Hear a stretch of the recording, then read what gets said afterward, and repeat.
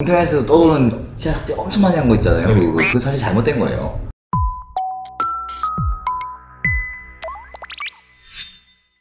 안녕하세요. 프렌즈입니다. 오늘은 어떤 일단 여러분들 크라운 치료 받을 때 시작을 하게 되면 설명 듣잖아요. 설명 들으면 다음번 치료까지 사실 걱정을 많이 하세요.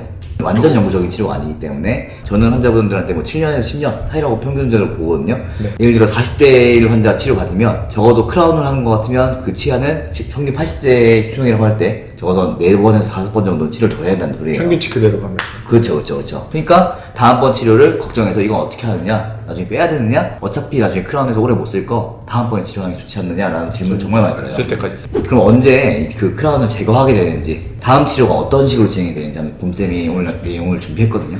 네. 단순히 10년 지났다고 해서 제거한다고 하기보다는 이제 뭔가 문제가 생겨서 보통 제거를 하게 되는데요. 그렇죠. 네. 원인들을 좀 살펴보니까 잇몸 문제, 충치, 치아의 뿌리 문제 요 순서가 제일 많았다고 해요. 다른 이유가 뭐 크게 없습니다. 뭐 돌을 씹어서 아니면 뭐 사고 당해서 뭐 이렇게 뽑게 될 수도 있겠지만은 이 세 가지가 네. 복합된 경우가 되게 많죠. 그쵸. 잇몸 때문에 열어봤는데 안에 충치가 있다던가. 네. 오래오래 써서 맞아요. 뭔가 문제가 있었겠죠. 근데 충치나 뿌리의 문제, 뭐 신경치료 했던 거 아니면 신경치료 안 했는데 신경치료 해야 되는 거 뭐 이런 것들이겠죠. 이런 문제로 이제 다양한 원인으로 크라운을 제거하게 되는데 평균 수명 수치는 7년에서 한 10년 정도, 뭐 8년에서 뭐 14년 뭐 이렇게 보기도 하는데 되게 다양하게 나타나고는 있어요. 그렇죠. 네. 크라운 제거했을 때 단국대 보철과 연구 결과를 참고를 했는데 크라운된 치아를 치료하게 됐을 때 다시 40% 정도에서 치아를 뽑게 됐다고 해요. 대치료의 경우에. 네, 다시 치료했을 때. 근데 이제 그 중에서 40% 중에 10%는 흔들려서 뽑는 경우.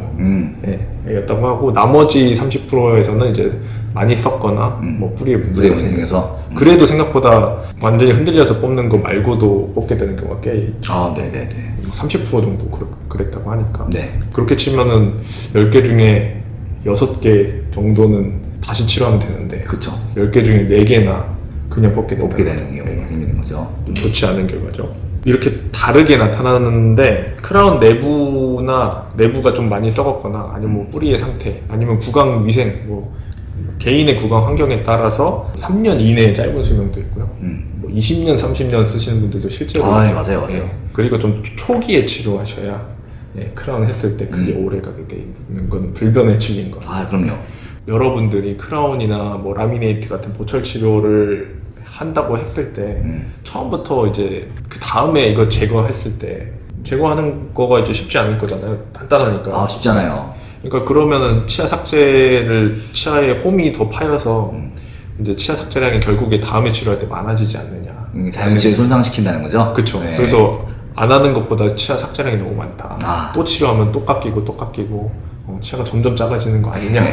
시작하기도 전부터 이런 망설임을 많이 하시는데요. 정말 많이 하세요. 이런 생각을. 근데 이제 실제로 크라운 제거할 때 약간의 손상은 일어나게 돼 있어요.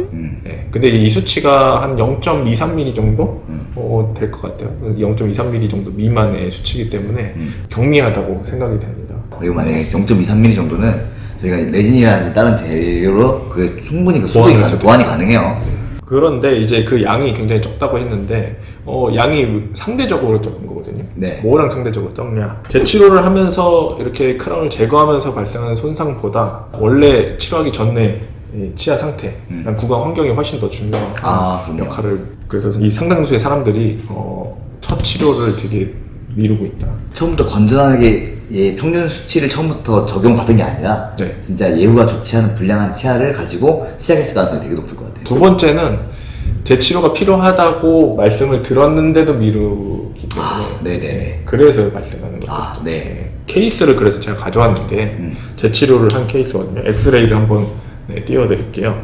엑스레이 사진상에서 왼쪽 아래 뒤에서 두 번째 먹었는데요. 여기 뿌리 상태를 한번 볼게요. 이 신경치료가 돼 있고 크라운 치료도 돼 있고요. 포스트라고 해서 충치가 정말 깊었을 때 포스트 치료를 하게 되는데요. 뒷면이 이만큼 썩어 있었어요. 관절 정도, 머리의 관절 정도. 네네네. 그러다 보니까 이제 포스트 치료를 했는데 보니까 3년 정도밖에 안 됐는데 저희 병원에 오셨을 때 이미 뿌리 쪽에 염증이 막 생겨 있었어요. 그래서 포스트도 있으니까 이 기둥이 심어져 있으면은 빼기가 난감하거든요. 그렇죠. 그래서 다시 치료했을 때 예후가 안 좋다, 발치 가능성이 좀 높다라고 그쵸. 설명을 드리고 시작을 했어요. 그리고 좀 아파하셨어요. 이미 증상이 좀 그쵸. 신경 치료를 할 수밖에 없는 상황인데 할 수 있을지가 이제 관건이었는데 어쨌든 이렇게 제거를 하는 모습입니다. 다행히 제거가 잘 돼서 신경 치료를 진행 중이고 크라운도 잘 제거가 됐는데요. 저희 이제 실험을 해서 크라운을 실제로 한번 제거를 해볼 거예요. 네, 이동해 보시죠. 네. 네, 그래서 실제 크라운을 한번 제거해 볼 건데요. 실제 환자분 모델입니다. 이거를 한번 제거를 해볼게요. 필요한 도구들 어마무시합니다. 리무버들, 비트는 역할, 이거는 집게 역할, 이제 다이아몬드 벌을 이용해서 이제 삭제를 하게 됩니다.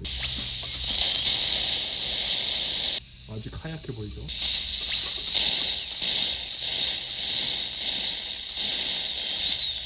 끝머리 조금 보이죠 이제? 석고가? 근데 저기는 건드리면 안 돼요. 자, 이제 절반 정도 보이기 시작했어요.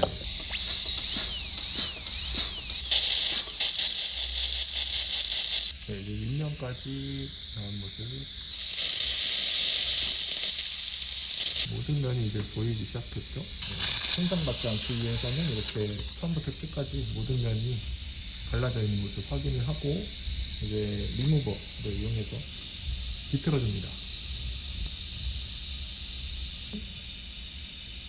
손상이 100% 있을 수밖에 없긴 한데요. 거의 없네요. 이 석고가 어느 정도로 침집을 쉽게 나냐면은 한번 해볼게요.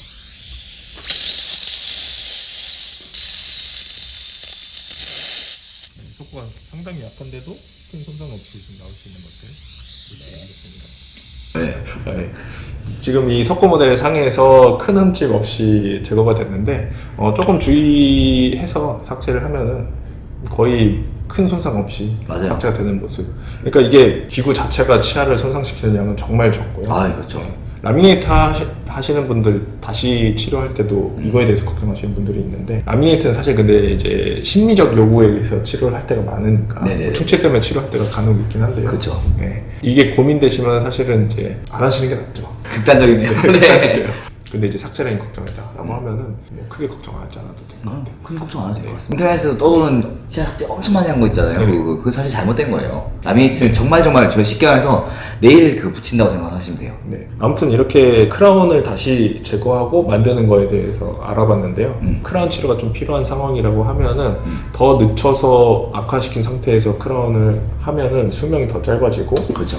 그때 크라운을 다시 제거했을 때 내부의 손상이 훨씬 클 가능성이 있죠. 더 높아지고 네네네. 좀 초기 상태에서 적절한 시기에 치료를 했을 때는 다시 크라운을 제거하는 거 행위 자체만으로는 치아 손상이 그렇게 크지 않으니까 걱정 없이 치료를 하셔도 되겠습니다. 네네. 적기에 치료하는 게 가장 중요하니까요. 치료에 대해서 주치의와 한번 상의해 보시고 구독과 좋아요, 알림 설정 잘 보셨으면 부탁드립니다. 네, 감사합니다.